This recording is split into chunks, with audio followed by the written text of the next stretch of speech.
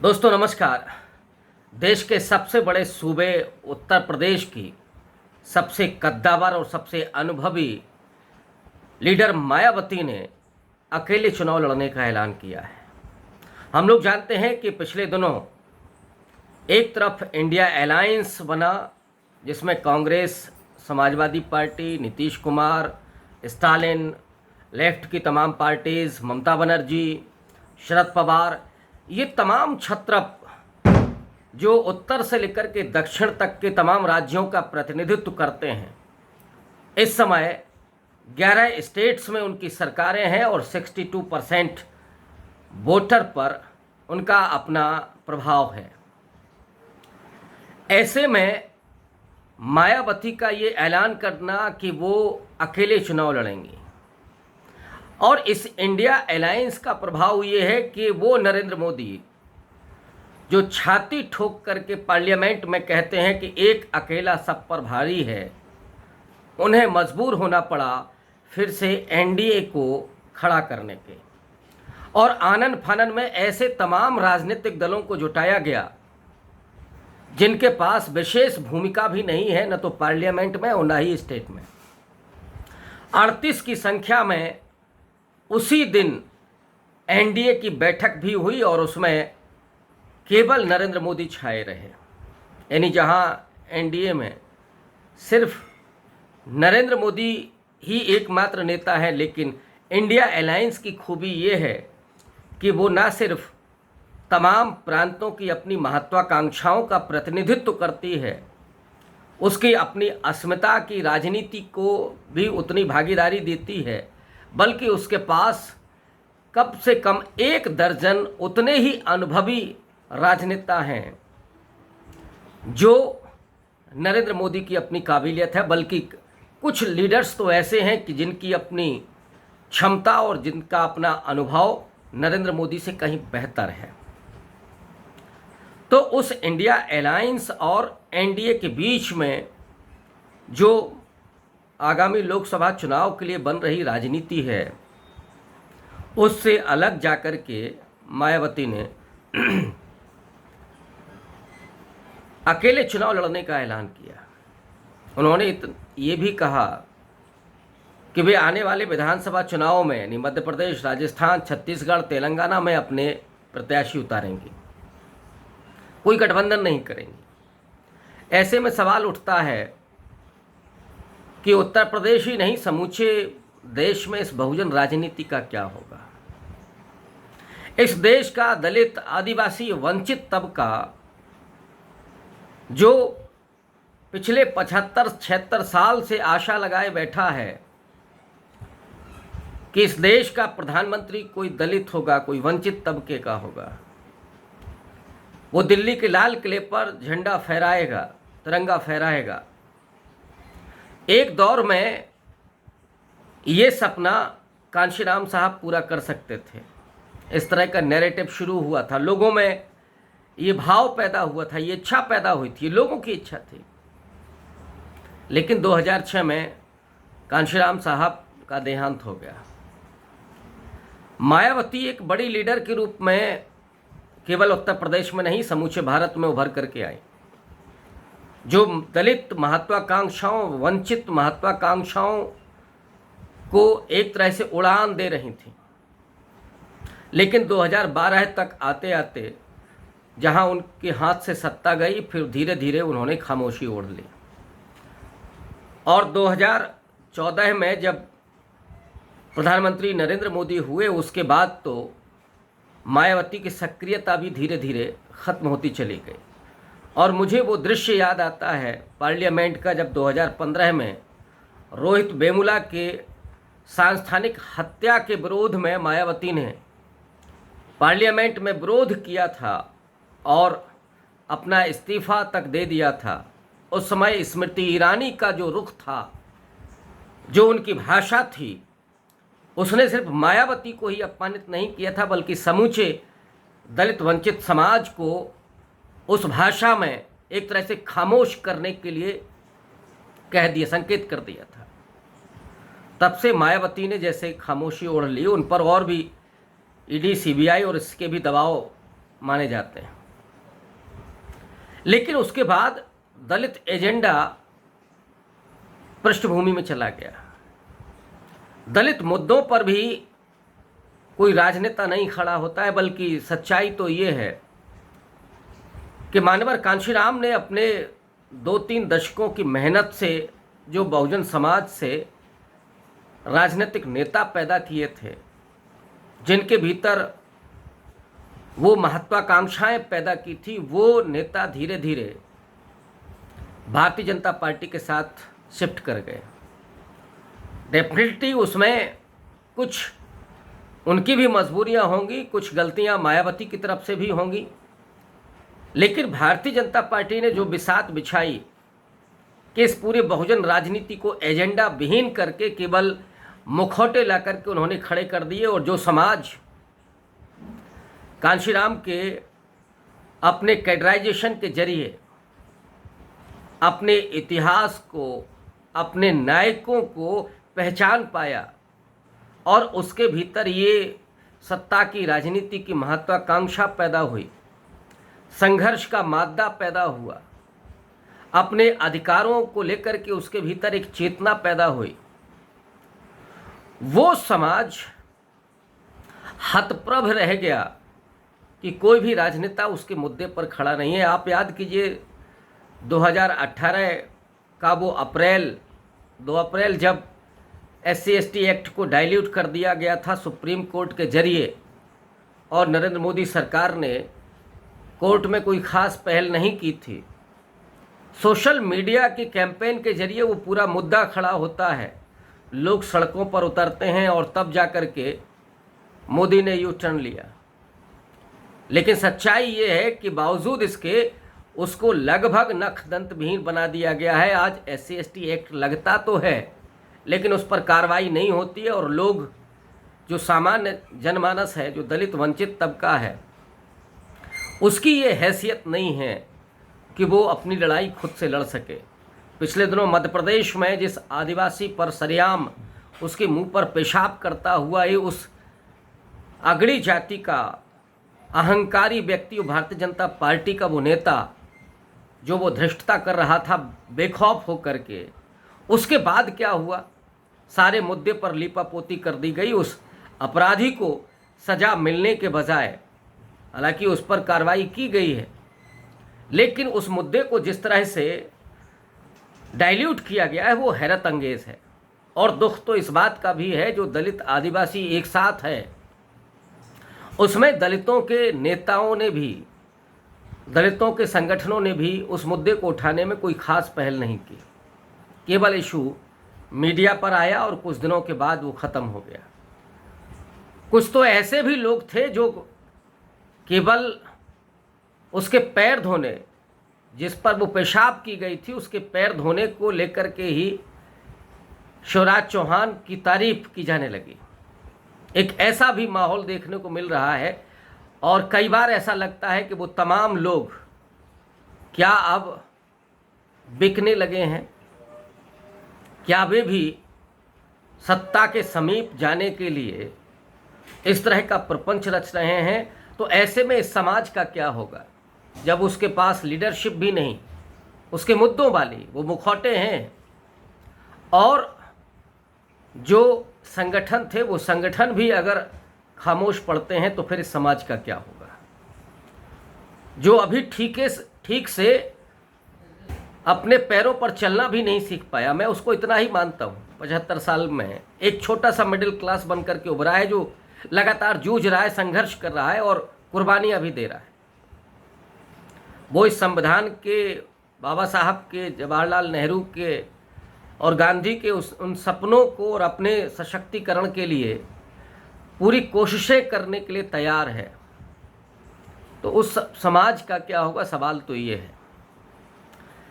मायावती की जो राजनीति है उसमें ये जो टैक्टिस्ट है उनकी, ये जो रणनीति है वो कितनी सही मानी जा सकती है?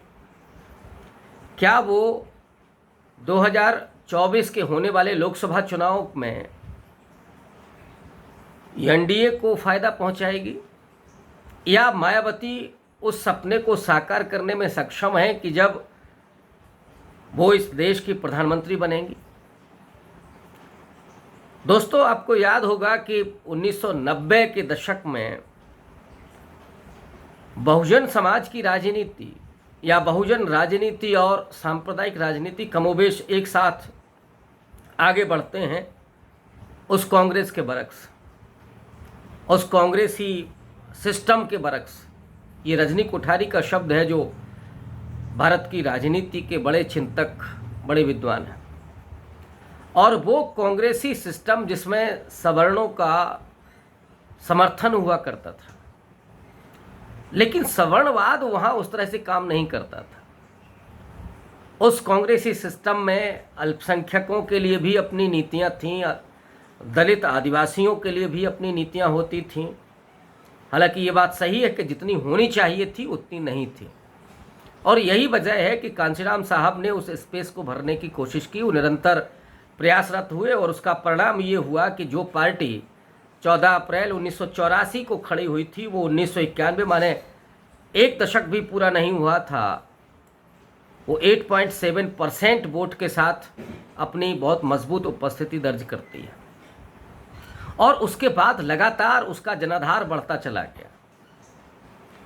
एक सच्चाई ये भी है, अगर आप इसका विश्लेषण करें, तो क्या इस बहुजन की राजनीति ने उस सांप्रदायिक राजनीति को काउंटर किया, उसको तब तक रोके रखा,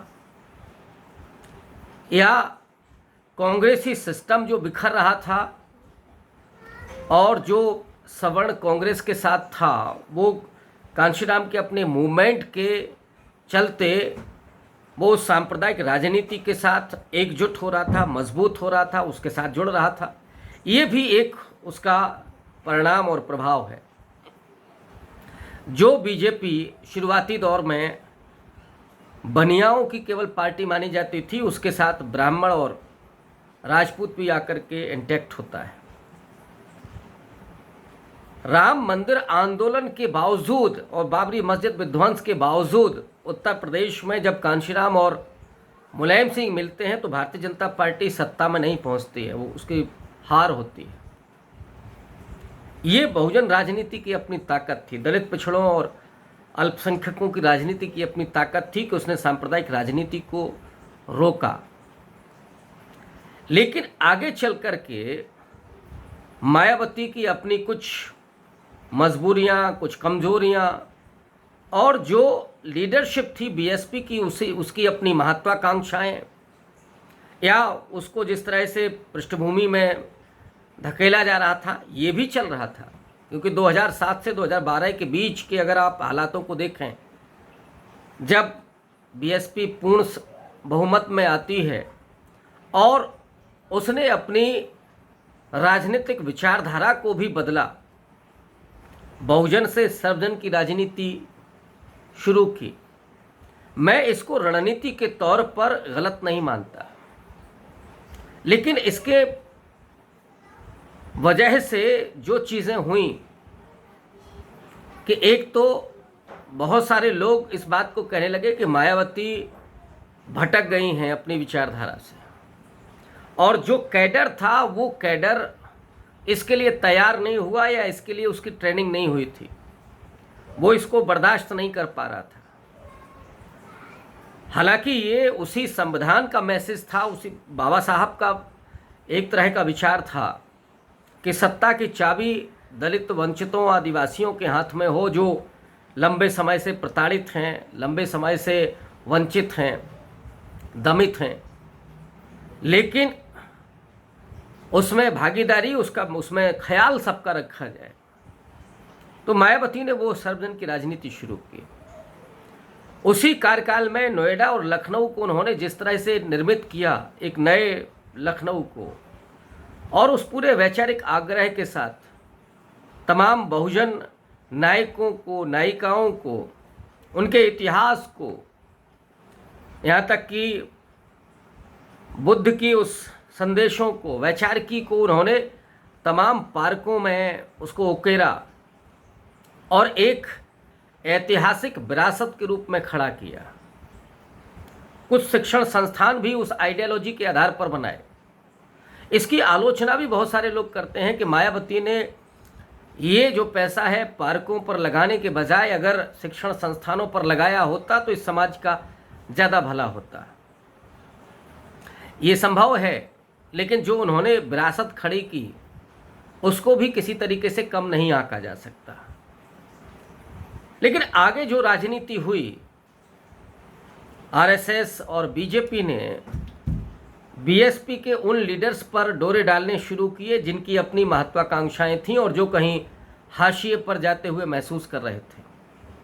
मायावती ने तमाम अपने लीडर्स को धीरे धीरे पार्टी से बाहर कर दिया और वो तमाम ऐसे छत्रप थे जो उन जातियों से निकल करके आए थे जिसका संदेश मान्यवर कांशीराम दे रहे थे।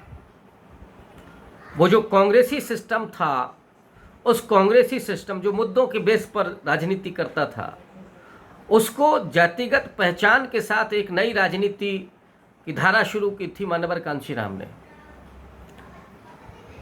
हालांकि उस समय भी कांग्रेस के दरमियान भी हरिजन आदिवासी जैसे शब्दों का इस्तेमाल इंदिरा गांधी करती थी, माने उनका विशेष ख्याल रखा जा रहा है इस बात का वो संदेश देती थी। लेकिन जिस त्वरित गति के साथ इन समुदायों को उस लोकतंत्र में भागीदारी मिलनी चाहिए थी या उनका सशक्तिकरण और उनको शिक्षा और स्वास्थ्य मिलना चाहिए था, वो नहीं मिल पा रहा था। इसी मुद्दे पर वो कांशीराम साहब सक्रिय होते और उन तमाम जातियों के भीतर वो चेतना पैदा करते हैं, उनके इतिहास को, उनके नायकों को निकाल करके सामने लेकर के आते हैं।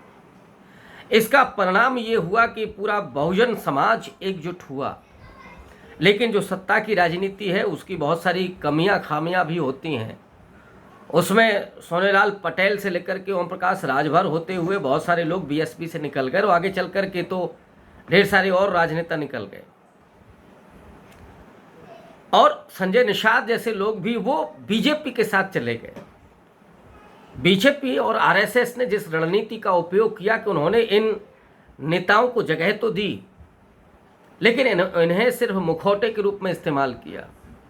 इनके समाज की नीतियां गायब कर दी गई, बल्कि कौशल किशोर जैसे दलित लीडर्स को उन्होंने इस्तेमाल किया आरक्षण के खिलाफ बोलने के लिए। कुछ ऐसे और लोगों को लेकर के आए जो खुल करके अपने समाज के भीतर के जा कर के बताएं कि साहब आरक्षण ने तो इसका नुकसान किया है, समाज का नुकसान किया है, और उनको हिंदू बनाने की कोशिश करें। और हिंदू बनाने का मतलब है कि बीजेपी के साथ जोड़ने की कोशिश करें। बीजेपी उनकी हित साधक है, मुसलमानों के खिलाफ नफरत पैदा करना, ये काम उन्हीं दलित और पिछड़े नेताओं के जरिए बीजेपी और आरएसएस ने करवाया।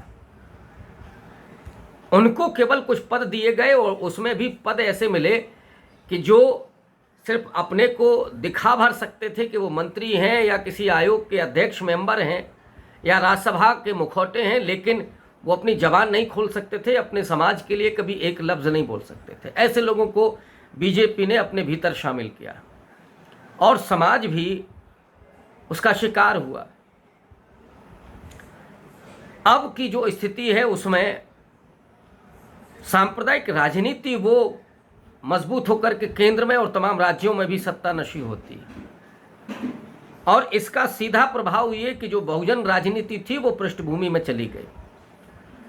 वो जो एक सिलसिला चल रहा था, वो जो इतिहास का एक क्रम था और जो ख्वाब धीरे धीरे बुने जा रहे थे। मुझे याद आता है जवाहरलाल नेहरू का, जब वो फूलपुर से चुनाव लड़ रहे थे तो वो उनकी रैली, जिसमें रामराज नाम के एक गायक जो दलित समाज से आते थे वो गीत गाते थे अवधी में, भोजपुरी में। तमाम ऐसे लोग कि जो दलितों की, वंचितों की, आदिवासियों की, पिछड़ों की, उनकी महत्वाकांक्षाओं को उन गीतों में सृजित करते थे कि अब हमको भी चावल खाने को मिलेगा, अब हमको भी चप्पल पहनने को मिलेगी, और अंतिम था कि नौकरी भी मिलेगी, हवाई जहाज में चढ़ने को भी मिलेगा। तो ये जो यात्रा दलित वंचित तबके की शुरू हुई थी, चावल खाने से लेकर के, चप्पल पहनने से लेकर के, खाट पर बैठने से होते हुए सरकारी दफ्तरों में कुर्सियों पर जाकर के और इस देश के विकास में अपनी भूमिका अदा करने का, आगे चल कर के वो हवाई जहाज में बैठने का भी सपना पूरा होने लगा। बहुत एक छोटा सा ही तबका लेकिन उभर करके आया, जो पूरे दृढ़ता के साथ समाज की महत्वाकांक्षाओं को, समाज की चिंताओं को सामने रख रहा है। लेकिन लीडरशिप उसकी पूरे तरीके से खत्म होने को है, या उसको बीजेपी ने उस अपने रंग से रंग दिया। अब वो समानता, समता नहीं, वो समरसता वहाँ पे चलता है। और समरसता का मतलब है कि वो पूरे भेदभाव बरकरार उसमें रहे। और इन मुखौटों के हालात भी वही हैं कि एक लफ्ज़ वो कभी समाज के लिए नहीं बोल पाते। ऐसे में सवाल ये खड़ा होता है कि इस सूबे में जहाँ से 80 लोकसभा की सीटें आती हैं और मायावती अगर अकेले चुनाव लड़ती हैं, तो फिर ये दलित किधर जाएगा, जो वंचित अति पिछड़ा है वो किधर जाएगा? कहीं वो बीजेपी की तरफ तो मूव नहीं कर जाएगा? या कांग्रेस पार्टी ने जो दाव खेला है मल्लिकार्जुन खड़गे को अपना राष्ट्रीय अध्यक्ष बना करके, और वो ये भी संदेश देने की कोशिश कर रही है, या ये संदेश निकल रहा है कि अगर इस देश में पहला दलित प्रधानमंत्री होगा तो वो मल्लिकार्जुन खड़गे हो सकते हैं। ये भी एक नैरेटिव चल रहा है कि क्यों आज़ादी के 75 साल के बाद भी कोई दलित वंचित तबके का व्यक्ति वो प्रधानमंत्री नहीं है। तो मल्लिकार्जुन खड़गे के रूप में भी ये कांग्रेस पार्टी उत्तर प्रदेश में क्या अपना जनाधार बढ़ाने की कोशिश करेगी? ऑब्वियस है कि वो एक राजनीतिक दल है, वो करेगी ही। समाज क्या इस बात को एक्सेप्ट करेगा, या फिर वो मायावती के साथ जाएगा? मुझे लगता है कि समाज के भीतर की जो अपनी बेचैनी है और उसकी अपनी महत्वाकांक्षा ये भी कि कब कोई दलित, आदिवासी, वंचित तबके का व्यक्ति दिल्ली के लाल किले पर तिरंगा फहराए, ये उसकी तो महत्वाकांक्षा है ही। लेकिन साथ ही साथ ये भी है कि जो उसकी नीतियों पर हमला हो रहा है, जो उसके अधिकारों पर हमला हो रहा है, जो उसके स्वाभिमान पर चोट हो रही है, सरेआम जो उसको अपमानित किया जा रहा है और उसको झोला लेकर के उसको उस लाइन में खड़ा कर दिया है जहां उसे 5 किलो राशन मिल रहा है, लेकिन उसका स्वाभिमान छलनी हो रहा है। उसकी बहू बेटियों को बेइज्जत किया जा रहा है, लेकिन उनको न्याय नहीं मिल रहा है, या न्याय मिल रहा है तो सालें लग रही हैं। तो उस न्याय का क्या मतलब होगा? उनके स्वाभिमान, उनके अधिकारों, उनकी चेतना और उनके मुद्दों को कुचला जा रहा है। ऐसे में वो समाज किधर जाएगा? क्या वो एनडीए के खिलाफ वोट करेगा और इसका फ़ायदा इंडिया अलायंस को मिलेगा? और ये दबाव क्या मायावती को प्रेरित करेगा उस इंडिया अलायंस के साथ जाने के लिए? ये चीज़ें आने वाले वक्त में अभी तय होंगी, लेकिन फ़िलहाल देखना है कि होता क्या है।